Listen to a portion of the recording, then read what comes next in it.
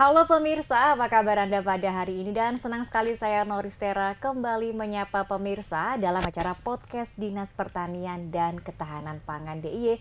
Pada episode keempat kali ini, pemirsa, kita akan membahas tema mengenai upaya menjaga lahan pertanian pangan berkelanjutan. Dan khususnya pada hari ini kita akan membahas tentang pengaturan air irigasi untuk pertanian. Di episode sebelumnya kita sudah membahas integrated farming. Nah, kali ini kita membahas pengaturan air irigasi untuk pertanian. Tentunya untuk membahas tema kita pada hari ini sudah hadir 3 narasumber kita. Yang pertama Ketua Komisi B DPRD DIY, Mbak Andriana Wulandari atau biasa dipanggil Mbak Dari. Kemudian yang kedua, Kepala Bidang Tanaman Pangan Dinas Pertanian dan Ketahanan Pangan DIY, Bapak Andi Nawacandra. Kemudian yang ketiga, Praktisi Pertanian dari Karangkalasan, Bapak Janu Rianto. Halo Pak Janu, Bun Dari, dan juga Pak Andi.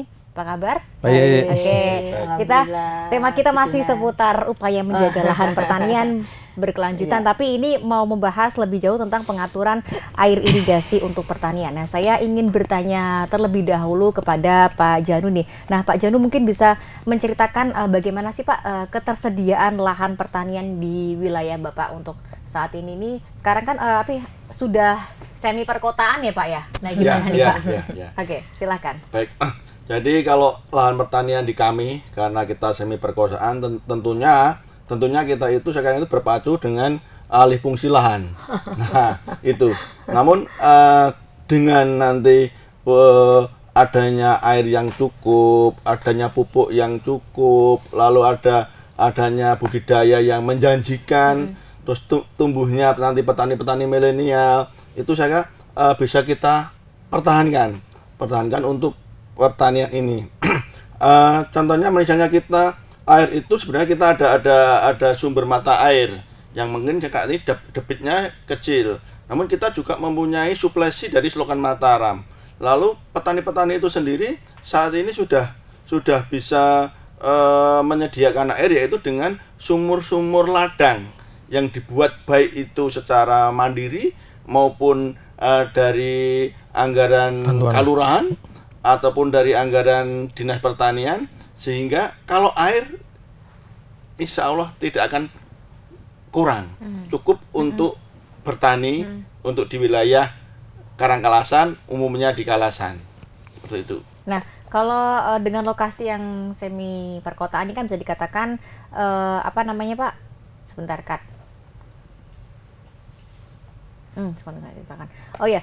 Pak, dengan lokasi yang saat ini semi perkotaan ya Pak ya, mungkin bisa diceritakan Pak apa yang bisa Bapak lakukan ini untuk memastikan air ini bisa tersalur gitu Pak pada bagian lahan-lahan pertanian ini, bagaimana nih Pak? Silakan. Ya, kita untuk memastikan pemerataan pembagian air, memang kita ada namanya P3A. Apa itu Pak? Petani pemakai air.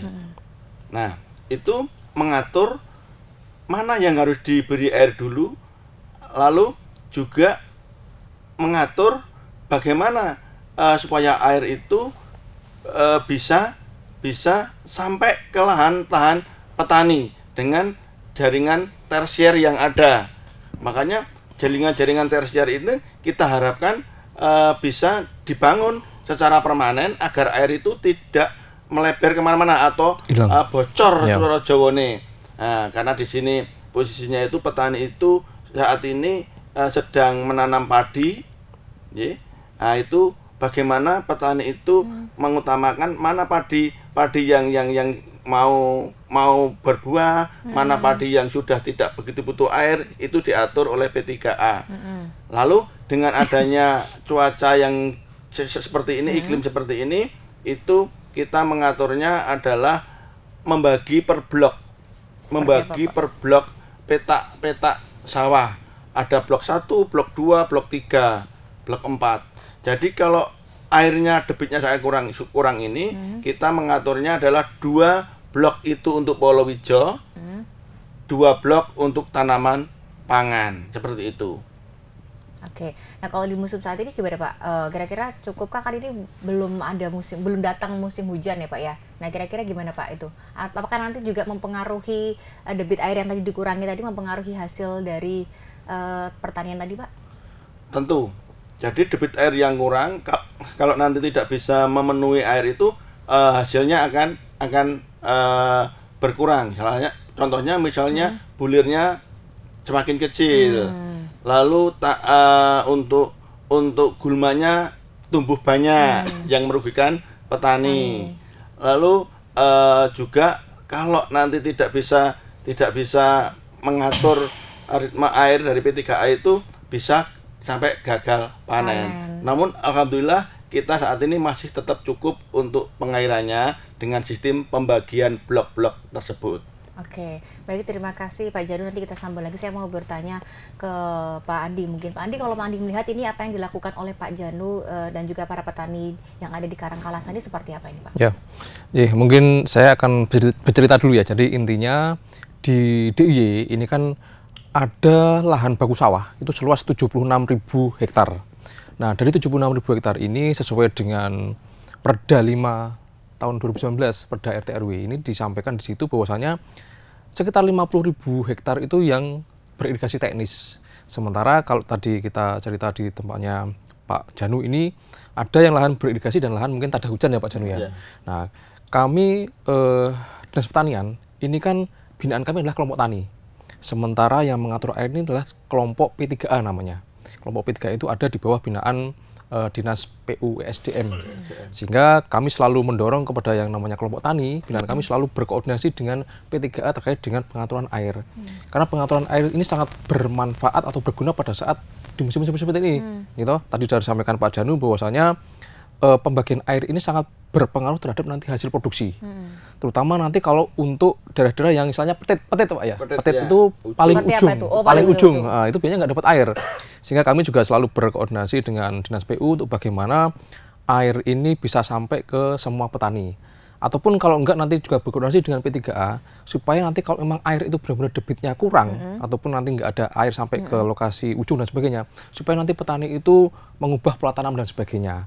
Karena seperti kita tahu yang namanya air itu sangat penting untuk pertumbuhan tanaman.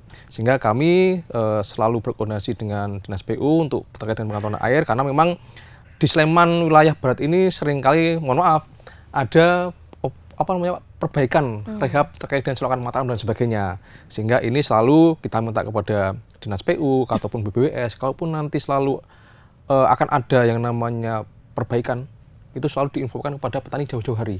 Sehingga petani tidak kaget seandainya nanti tahu air nggak ada. Sehingga mereka bisa mengubah pola tanam dan sebagainya. Oke.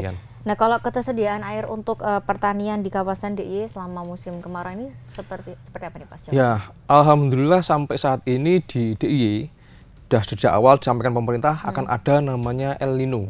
Dampaknya nanti di bulan Agustus. Paling banyak dampaknya di bulan Agustus, Pak. Tapi alhamdulillah sampai sekarang kita belum menemukan data terkait dengan kekeringan di DIY. Ini alhamdulillah karena petani kita ini sudah pintar-pintar. Jadi sejak awal itu sudah ada informasi dari pemerintah akan ada dampak El Nino, sehingga mereka sudah tahu, oh daerahku ini mungkin nanti nggak akan ada air di bulan-bulan tersebut, sehingga mereka mengubah pola tanamnya. Nah, biasanya mungkin tanam padi ya, dia akan menanam yang lain, jagung, kacang tanah, ataupun kedelai yang tidak membutuhkan banyak air. Sehingga alhamdulillah sampai saat ini memang belum ada laporan kekeringan, tapi kami juga mengharapkan kepada semua petani bahwasanya informasi BMKG itu kan nanti baru akan turun hujan di bulan sekitar awal November. Sehingga kami juga selalu mewanti-wanti kepada petani supaya hati-hati dalam memilih tanaman. Kalau memang nanti sekiranya tidak memungkinkan untuk tanam padi, sementara jangan tanam padi dulu. Kalau di daerah baik itu padi ataupun palawija, tetapi ngawu-ngawu ini kadang-kadang juga menurut saya agak kadang-kadang hujan, tapi tahu-tahu nanti baru sebulan kemudian hujan lagi. Sehingga ini yang harus diwaspadai, tapi harapannya nanti kami tetap jangan sampai nanti dampak El Nino ini berpengaruh terhadap produksi tanaman, baik itu beras, kemudian palawija, dan mungkin tanaman yang lain. Baik, terima kasih Pak Andi. Saya mau bertanya ke Mbak Dari. Mbak Dari, kalau Mbak Dari melihat teman-teman atau petani yang ada di Karangkalasan ini, upaya mereka untuk pemerataan air ini seperti apa kalau Mbak Dari melihat? Iya Mbak Noris, terima kasih. Jadi yang namanya dalam tanda kutip kita bicara masalah pemerataan air, ini adalah menjadi tanggung jawab yang hari ini ada memang lembaga-lembaga yang memang ditugaskan untuk bagaimana mengelola saluran irigasi yang namanya P3A. Terus, nah ini menjadi bagian dari sebuah kolaborasi ataupun komunikasi bersama, sehingga poktan-poktan ataupun lahan-lahan pertanian ini bisa tersaluri saluran-saluran irigasi yang mereka, walaupun itu harus bergantian ketika memang ketersediaan air itu tidak mencukupi. Tapi kalau memang ketersediaan mencukupi, pastinya semuanya pasti akan mendapatkan yang didapatkan air ataupun asupan irigasi ini pastinya akan merata. Jadi ini menjadi harus adanya komunikasi. Misalnya tempatnya Pak Janu ini, di kelompok tani sana kurang air, di kelompok sini kebanyakan air. Lah ini kan harus adanya komunikasi bersama, sehingga benar-benar para petani-petani yang punya lahan yang memang membutuhkan asupan irigasi, asupan air ini menjadi merata, semuanya mendapatkan asupan ataupun irigasi, jatah irigasi untuk tanaman mereka, pertanian mereka. Oke, terima kasih Mbak Dari. Saya mau tanya ke Pak Jadu. Pak Jadu, dampak dari El Nino sendiri apa yang dirasakan oleh para petani khususnya yang ada di Karangkalasan ini, Pak? Ya, kalau saat ini dampaknya belum begitu signifikan. Namun nanti semoga saja tidak signifikan sampai nanti. Namun nanti kalau apabila itu betul-betul signifikan sampai adanya debit air yang sangat kurang, tentunya kami punya suplesi sumur ladang atau sumur bor. Jawanya sumur bor, tapi sumur ladang. Nah, itu. Jadi kita sudah menggunakan sumur ladang itu paling enggak satu sumur itu digunakan 5 hektar. Minimal 5 hektar. Sehingga apabila terjadi kekeringan, sumur ini bisa kita ambil untuk mengairi sawah. Namun kalau masih saat ini seperti ini, dari mata air bisa tetap berjalan, walaupun debitnya kurang, lalu dari selokan Mataram tetap mengalir, itu tetap cukup tanpa harus menggunakan suplesi sumur ladang. Karena kalau kita menggunakan sumur ladang, itu kita juga mempunyai suatu permasalahan. Apa itu, Pak? Permasalahannya adalah bukan itu. Permasalahannya adalah kita kesulitan mencari yang namanya BBM. Karena kita kan memakai pompa. Sehingga seperti kemarin, pompa itu harusnya sudah bisa mengoncori lahan, kita hanya pakai jerigen saja nggak boleh ke pom, sehingga kita harus mencari surat dulu, dan itu pun jumlahnya dibatasi, sehingga di sini karena ini ada Pak Abu Dewan, ada dari dinas, itu nanti bagaimana, karena ini kita berbanding terbalik ini. Kalau di pertanian itu semua alat itu diberikan sama petani untuk petani modern, namun di sisi lain untuk BBM-nya kita kesulitan mendapatkan, seperti itu. Oke, monggo silakan dijawab dari Mbak Dari terlebih dahulu atau Pak Sugeng? Ya. Pak Sugeng, Pak, maaf. Monggo silakan dijawab dari Mbak Dari terlebih dahulu atau Pak Andi, monggo. Ya, jadi memang permasalahan operasional ini memang terjadi di mana-mana. Jadi kita ini memberikan bantuan tidak hanya terkait dengan pompa, tapi terkait dengan mungkin alat mesin pertanian yang lain. Ini kan juga bisa bergerak karena ada BBM dan sebagainya. Jadi memang dari pemerintah itu belum ada yang namanya bantuan untuk operasional alat-alat tersebut. Tetapi ada solusi bahwasanya memang petani itu bisa mengajukan keringanan itu ke pemerintah kabupaten melalui Dinas Pertanian Kabupaten untuk keringanan BBM dan sebagainya. Tetapi itu ada batasnya, tidak umumnya butuhnya mungkin banyak terus bisa mengajukan sesuai dengan kebutuhan, enggak, tapi juga ada batasnya, cuma itu yang masih jadi kendala sampai saat ini. Tetapi juga ada solusi juga. Jadi seperti halnya di Bantul, itu sekarang selain dengan BBM juga bisa menggunakan yang namanya listrik. Tapi juga listrik juga jadi masalah juga, karena kami ada kasus juga di beberapa kabupaten sudah mendapat bantuan pompa air dengan menggunakan listrik, tapi karena biaya listriknya juga mahal, sehingga mereka juga tidak bisa operasional. Ada lagi ini juga tawaran terkait dengan pindah menggunakan gas. Ini baru kita data, semoga nanti yang di Sleman juga sudah ada datanya ke kami, nanti untuk kita ajukan ke pemerintah terkait dengan mungkin perpindahan pompa dari yang semula mungkin BBM ataupun listrik menggunakan bahan bakar gas. Oke, baik, terima kasih Pak Andi. Silakan Mbak Dari mau menambahkan. Jadi masalah tadi disampaikan, saya belum selesai ketika tadi masalah pemerataan. Kalau kita bicara di daerah Semarang Yogyakarta, masih memang ada bagian-bagian wilayah tertentu yang memang belum merata. Yang namanya asupan ataupun debit air ini. Karena apa? Tadi yang disampaikan oleh Pak Janu tadi, banyak saluran-saluran irigasi yang bocor, yang rusak, sehingga yang harusnya itu debitnya itu bisa mengairi misalnya 25 hektar ataupun karena bocor. Nah, ini akan akhirnya tidak bisa mengairi ataupun mengairi lahan-lahan pertanian yang ada, sehingga ini dibutuhkan memang sebuah komunikasi ataupun ada laporan pendataan yang jelas di wilayah di tempat-tempat ataupun di kelompok-kelompok tani yang ada di daerah Semarang Yogyakarta itu untuk menyampaikan bahwa memang ada permasalahan-permasalahan melalui entah itu melalui balai yang di kecamatan balai BPP Balai Penyuluhan Pertanian. Ini kan bisa melalui mereka juga nanti akan tersampaikan ke dinas terkait ataupun kepada langsung ke dinas terkait bagaimana permasalahan, karena poktan ini kan dinas pertanian punya data dan kelompok tani sudah istilahnya sering berkomunikasi dengan dinas terkait. Nah, di situ sehingga kami dorong untuk bagaimana hari ini pun dengan situasi hari ini yang memang belum adanya hujan sampai hari ini, ada efek El Nino, ya ini pemerintah harus hadir di tengah-tengah masyarakat untuk ketika memang di tengah-tengah masyarakat itu terjadi permasalahan terkait bagaimana debit air yang sangat kurang. Tadi mungkin di tempatnya Pak Janu masih dekat dengan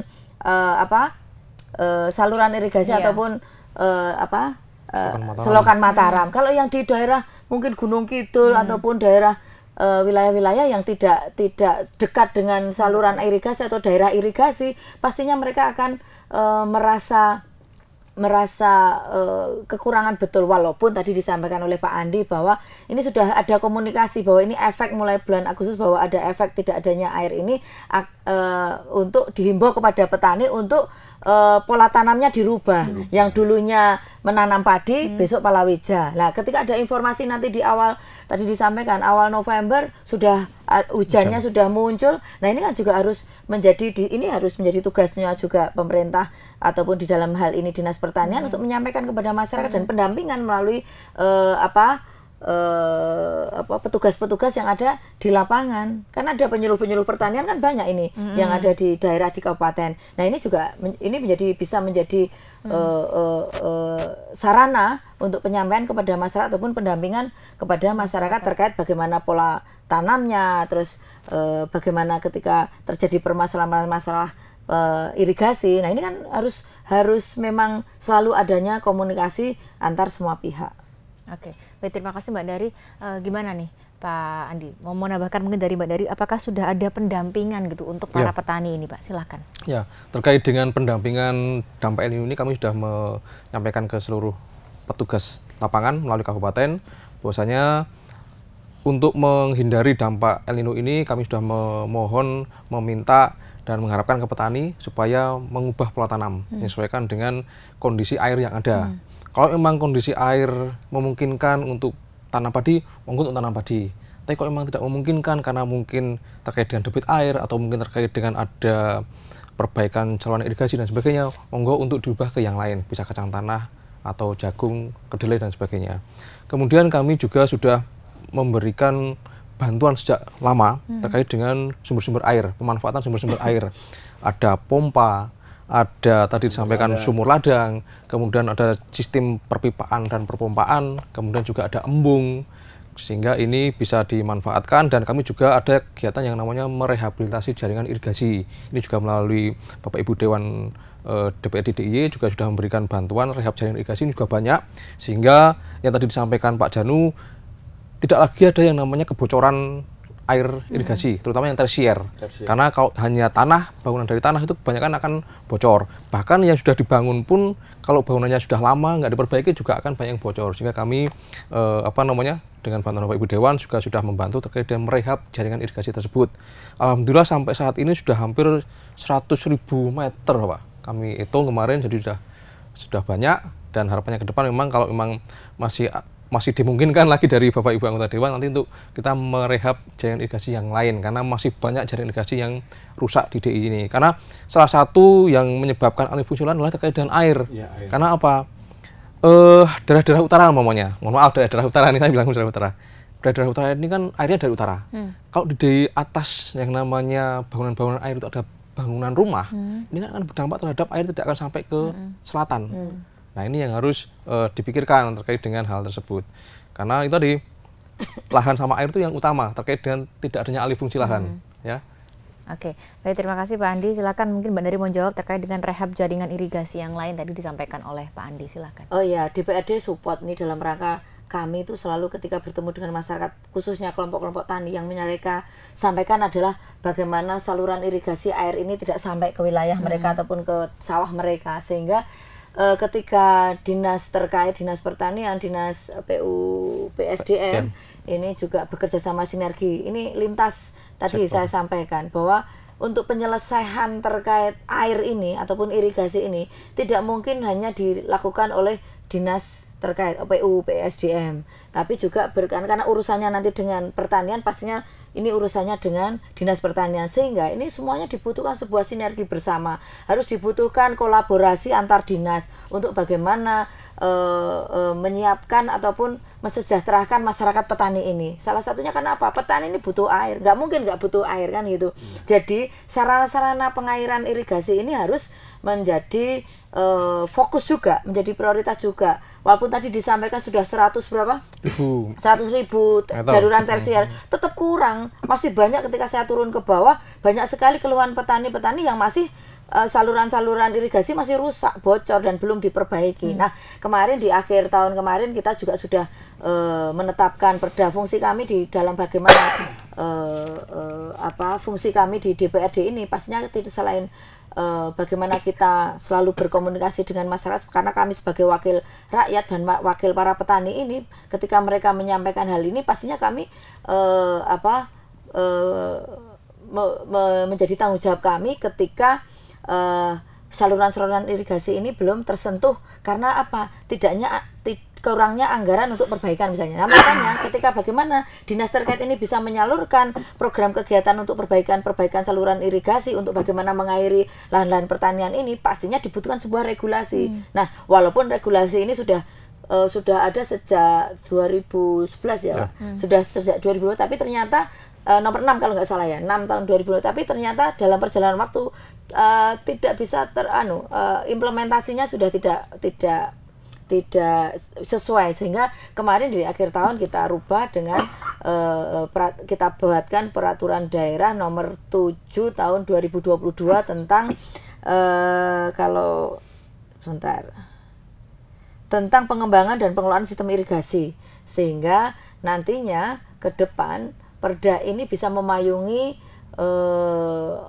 dinas terkait untuk bagaimana mengeluarkan program terkait perbaikan saluran-saluran irigasi ini. Dan ini menjadi tanggung jawab kita bersama, sehingga kita support ketika tadi disampaikan oleh Pak Janu, Pak Andi, banyak sekali program kegiatan untuk perbaikan itu. Pastinya kita support di situ. Baik, terima kasih Mbak Dari. Saya mau tanya ke Pak Janu. Pak Janu, tadi sudah disampaikan oleh Pak Andi, mitigasinya atau antisipasinya adalah dengan mengubah pola tanam. Apakah sudah dilakukan oleh para petani yang ada di Karangkalasan? Silahkan. Iya, tentunya kami sudah merapatkan ini atau berembuk, Jawa-Jawanya berembuk itu. Jadi antara P3A dan kelompok tani itu adalah satu. Jadi memang untuk pengaturan pola tanam itu adalah tergantung P3A. Jadi kelompok tani hanya melaksanakan di kami, sehingga pengaturan tanam itu akan ditentukan bersama-sama. Oh, ini posisinya di bulan ini akan airnya akan sulit. Nah, itu sudah sebelum taruhlah sebelum 2 bulan yang lalu itu sudah kita bahas. Kita bahas yang kaitannya itu nanti bahwa ada pembagian blok itu tadi, sehingga apabila terjadi kekurangan air, tetap yang padi itu tidak akan terganggu karena airnya tercukupi dengan pembagian sistem blok itu tadi. Jadi memang sudah kita selalu kita rembuk baik dengan P3A, lalu Poktan, lalu Ulu-ulu kalau di kelurahan untuk menambah bagaimana merehab irigasi agar supaya air itu tidak kemana-mana. Oke. Sebetulnya. Baik, terima kasih Pak Janu. Saya mau bertanya ke Pak Andi. Kalau Pak Andi sendiri dari dinas sendiri seperti apa Pak upayanya supaya ini tetap, kan mengingat nanti hujan baru akan turun di bulan November ya Pak ya. Artinya masih ada waktu sekitar 1,5 bulan nih supaya tetap aman gitu. Bagaimana Pak? Ya, kami di setiap awal tahun ada yang namanya kita mendata atau meminta data ke kabupaten terkait dengan luas tambah tanam, luas tambah tanam LTT. Itu LTT baik padi, jagung, kedelai. Di situ sudah disampaikan data nanti di bulan Januari sampai dengan Desember itu kira-kira mau tanam padi berapa hektar dan sebagainya. Memang untuk di bulan September sampai dengan Desember itu memang tanamnya itu paling rendah di antara bulan yang lain. Paling maksimal itu di Januari sampai dengan bulan April, Maret, karena itu pada saat musim hujan. Tapi memang di MT1 itu bulan September sampai dengan Desember memang kondisi petanaman lebih rendah daripada yang lain. Itu memang sudah sejak dulu, jadi tidak ada El Nino pun juga akan seperti itu, ya. Dan kita berupaya selalu menyampaikan kepada petani untuk siaga terkait dengan apabila hujan turunnya benar-benar bulan November. Memang kalau kami ini kan terkait dengan kalau kita perang dengan iklim dengan kekeringan kan harus punya senjata. Senjatanya jelas pompa air, kemudian sumur ladang dan sebagainya. Kami selalu mengimbau kepada petani untuk secara mandiri mengusahakan itu, karena di kami memang anggaran kan terbatas. Kami manut dari pemerintah maupun dari pemerintah daerah, gitu. Kebetulan kami juga punya yang namanya brigade. Brigade itu peralatan itu ada di kelompok. Kemudian itu alatnya baik itu alat pompa, kemudian alat pasca panen, kemudian ada traktor dan sebagainya. Itu untuk diputar, bisa dipinjamkan ke yang lain. Kalau memang ada petani yang membutuhkan itu bisa pinjam ke kelompok yang lain. Itu melalui brigade. Itu ada brigade yang meminjamkan terkait dengan pompa air. Umpamanya ada lokasi A, dia butuh pompa, dia bisa pinjam ke daerah lain yang dia tidak membutuhkan pompa. Demikian seterusnya. Sehingga harapannya kami nanti sampai dengan bulan November itu sesuai dengan LTT tidak akan ada yang namanya kekeringan. Sehingga produksi baik itu padi, jagung, kedelai dan yang lain itu bisa tetap tercukupi untuk memenuhi kebutuhan masyarakat di DIY. Oke, baik. Pak Janu, keluhan yang dirasakan oleh petani-petani yang ada di Karangkalasan terkait dengan irigasi ini seperti apa sih Pak? Selama ini kalau keluhan itu kita sudah banyak difasilitasi ya, baik dari kelurahan, baik dari pemerintah melalui Dinas Pertanian Kabupaten maupun provinsi, ini sudah cukup. Hanya saja keluhannya saat ini adalah tadi tentang BBM tadi. Jadi contohnya seperti ini. Jadi mesin itu 1 jam itu membutuhkan 7 liter BBM. Kalau kita itu dalam sehari hanya dijatah 50 liter, bahkan kemarin turun dari 10 liter, kan kita sudah tidak bisa apa-apa. Baru hanya satu jam sudah habis itu BBM itu, sehingga keluarnya hanya di situ. Kalau yang kaitannya yang lain-lain kita nggak ada keluhan, karena kita ada suplesi tadi. Jadi suplesinya adalah suplesi sumber ladang untuk menambah debit air untuk penanaman. Seperti itu. Oke, baik, terima kasih Pak Janu. Saya mau bertanya ke Pak Andi. Nah, Pak Andi, kalau misalkan apa yang dilakukan oleh DPKP ini untuk menjamin pemerataan untuk lahan pertanian ini, Pak? Tapi jangan dijawab dulu, kita akan break setelah yang satu ini. Pemirsa, jangan kemana-mana, kita akan kembali setelah yang satu ini. Terima kasih pemirsa, Anda masih menyaksikan podcast Dinas Pertanian dan Ketahanan Pangan DIY dengan tema upaya menjaga lahan pertanian pangan berkelanjutan. Nah, pada hari ini kita membahas mengenai pengaturan air irigasi untuk pertanian. Kita akan sambung diskusi. Tadi kita bertanya ke Pak Andi terkait dengan apa yang dilakukan oleh DPKP untuk menjamin ini Pak, pemerataan air utamanya untuk lahan pertanian di DIY. Silahkan ya, Pak Andi. Pak Nuris, jadi kami di Dinas Pertanian dan Ketahanan Pangan ini kan kewenangannya ada di irigasi tersier, sementara di irigasi primer dan sekunder ada di Dinas PU SDM. Sehingga kami selalu berkoordinasi dengan Dinas PU SDM terkait dengan ketersediaan air ini di DIY terutama, dikarenakan terkait dengan operasional irigasi ini kan paling banyak ada di Dinas PU. Kami hanya tinggal menerima yang di tersiernya, sehingga kami selalu mohon kepada Dinas PU seandainya akan ada terkait dengan perbaikan, terkait dengan operasional dan yang lain yang nanti akan berdampak terhadap irigasi tersier ini selalu dikomunikasikan kepada kami, diinformasikan kepada kami, dan nanti kami yang akan bertugas menginformasikan kepada petani yang pengguna air. Kemudian kami juga di Dinas Pertanian dan Pangan DIY selalu berupaya untuk memaksimalkan terkait dengan pemanfaatan sumber-sumber air yang ada. Karena di DIY ini lahan tada hujannya sangat banyak, ya, tidak hanya di Sleman, di Bantul, Gunung Kidul bahkan Gunung Kidul itu kan sekarang menjadi gudang padinya DIY karena dia di sana paling luas lahannya. Sleman memang masih jadi gudangnya karena memang airnya paling melimpah. Tapi Gunung Kidul juga menjadi sumber padi atau berasnya DIY karena lahannya yang luas, sehingga kami selalu berupaya juga untuk daerah yang lain untuk bagaimana bisa memanfaatkan sumber-sumber air ini dengan memberikan fasilitasi terkait dengan perpompaan, sumur ladang, kemudian juga perbaikan jalan irigasi sehingga tidak mengganggu petani dalam berbudidaya. Karena air ini menjadi salah satu hal utama selain pupuk, bibit dan sebagainya. Jadi sehingga kami tetap selalu berkoordinasi dengan Dinas PU, kemudian juga dengan BBWS. Ya, demikian Pak. Oke, terima kasih Pak Andi. Saya mau bertanya ke Mbak Dari. Mbak Dari, kalau kontribusi yang dilakukan oleh Dewan sendiri untuk terkait dengan kebutuhan air untuk lahan pertanian sejauh ini seperti apa? Pastinya kami berkomunikasi dengan dinas, bahwa ketika dinas ataupun kelompok-kelompok tani menyampaikan bahwa adanya kekurangan ataupun pemerataan air yang tidak maksimal, pastinya kami akan sampaikan. Dan dalam fungsi kami kedewanan pastinya yang pertama adalah regulasi. Tadi sudah saya sampaikan bahwa kita sudah menetapkan Perda tentang irigasi ini nomor 7 tahun 2022.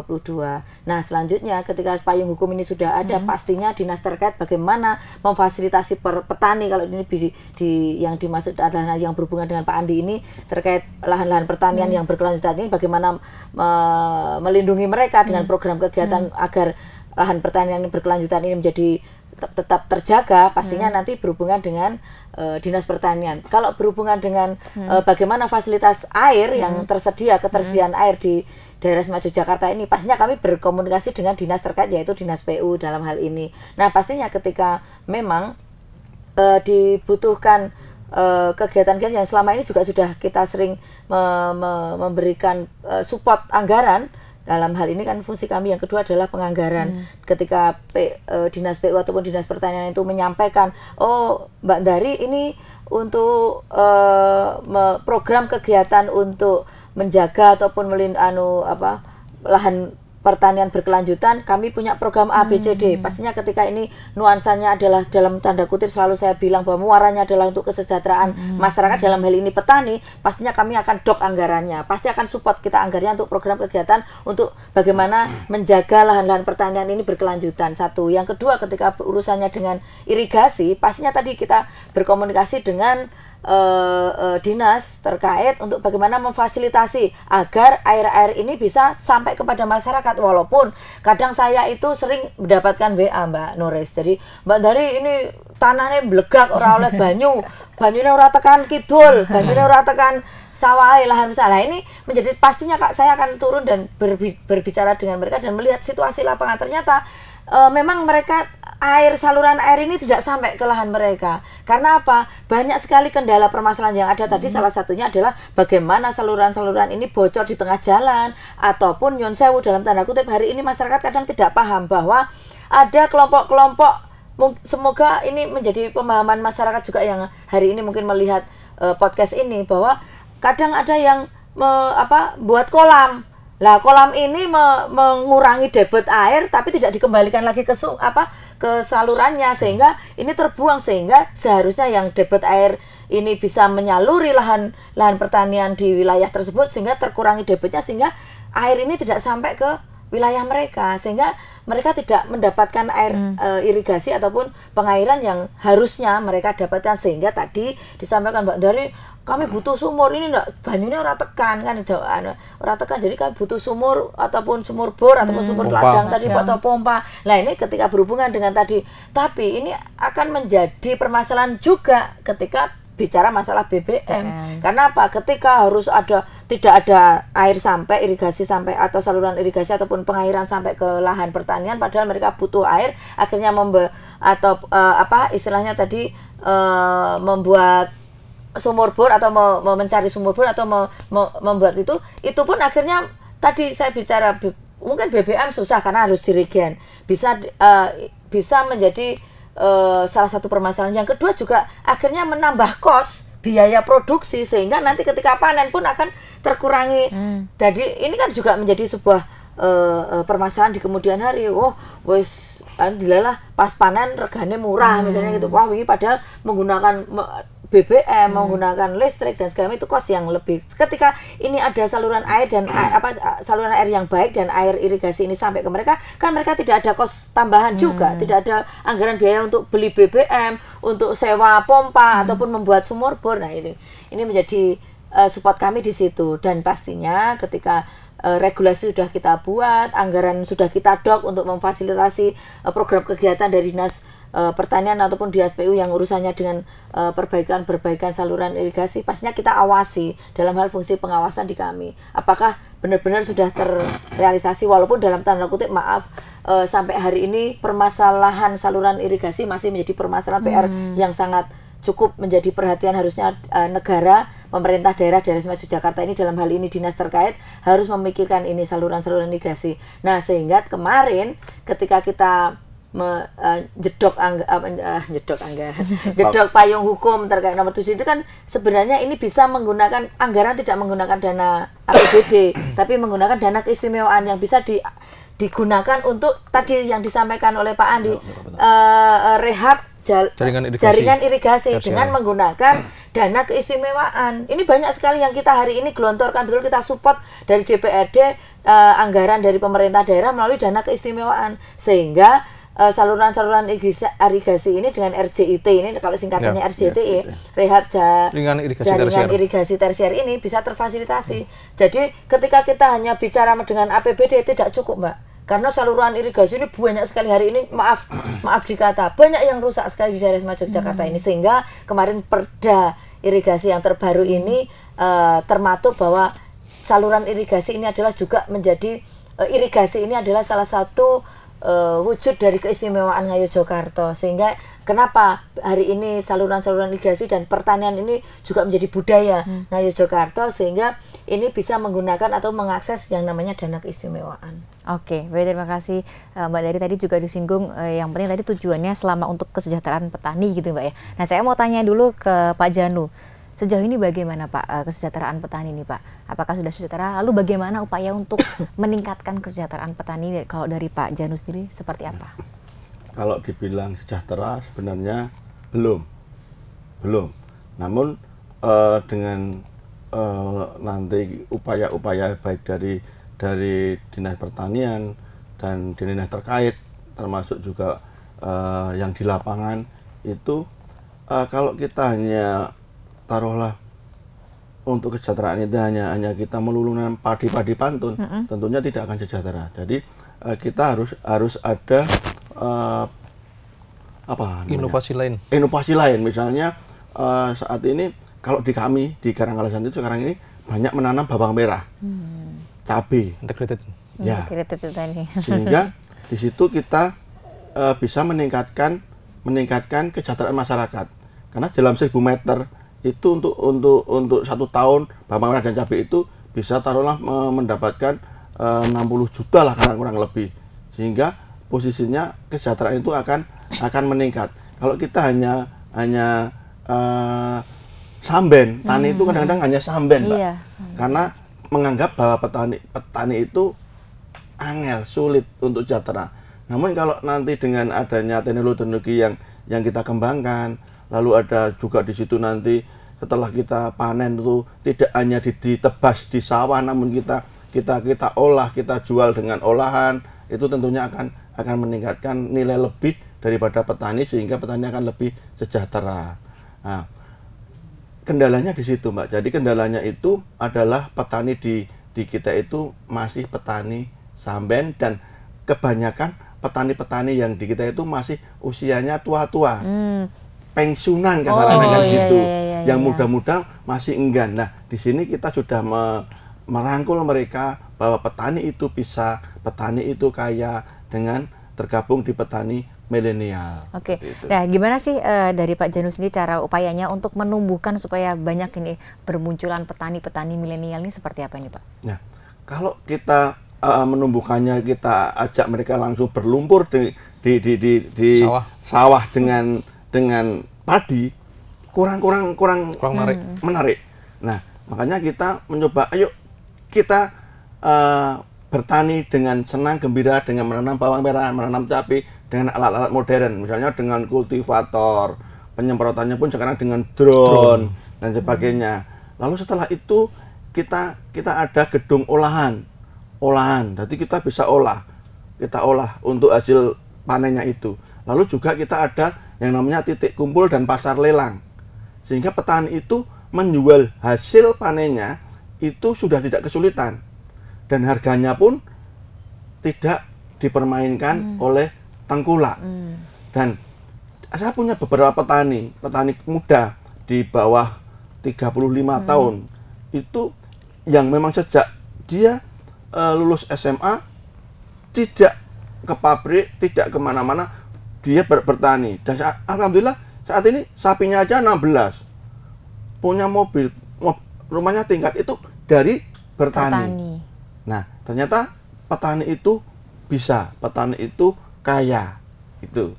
Oke. Nah, kalau di tempatnya Pak Janu ini di Karangkalasan ini banyak petani milenial nggak nih, Pak? Ada. Di kami itu ada 26 petani milenial satu kampung. Karena kalau satu kelurahan sudah banyak, karena di kelurahan juga saya yang membina untuk petani milenial, dan saya ada namanya Forum Petani Kapanewon Kalasan. Sudah ketuanya juga saya kebetulan. Nah, termasuk petani-petani milenial itu kita berikan taruhlah iming-iming dengan adanya SL, sekolah lapang.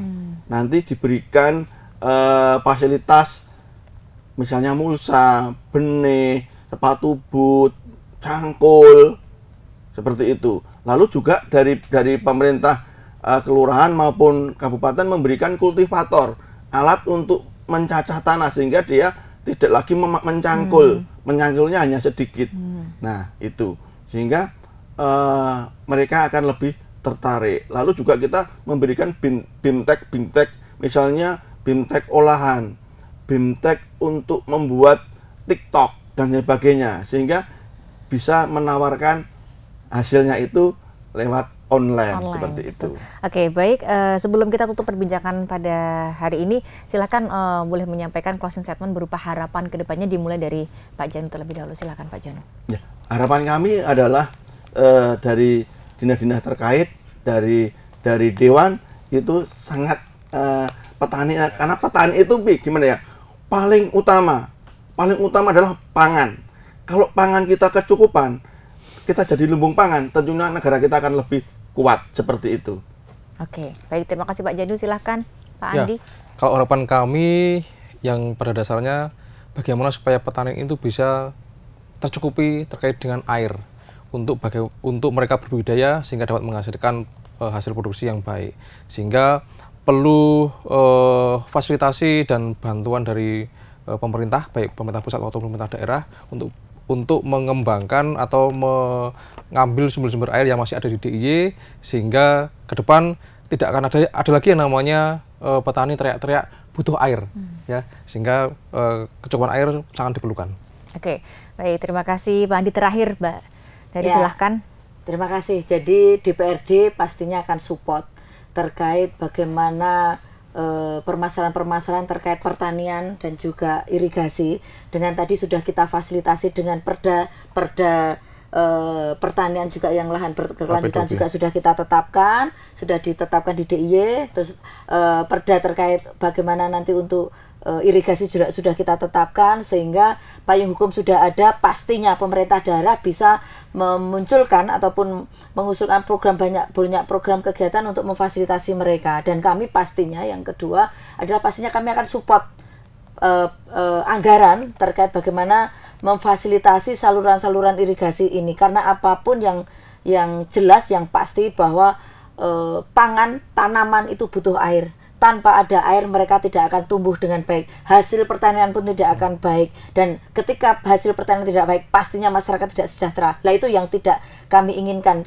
Karena kami sebagai wakil rakyat, pastinya kami akan memperjuangkan bagaimana program kegiatan dan anggaran ini untuk memfasilitasi bagaimana nanti ke depan dengan dengan perda ataupun payung hukum dan juga anggaran, support anggaran, pastinya nantinya muaranya adalah para petani menjadi sejahtera untuk kehidupan mereka. Oke, baik, terima kasih Mbak Dari, terima kasih Pak Andi, Pak Janu sudah hadir pada perbincangan kita pada hari ini. Dan terima kasih juga untuk pemirsa yang telah menyaksikan podcast Dinas Pertanian dan Ketahanan Pangan DIY.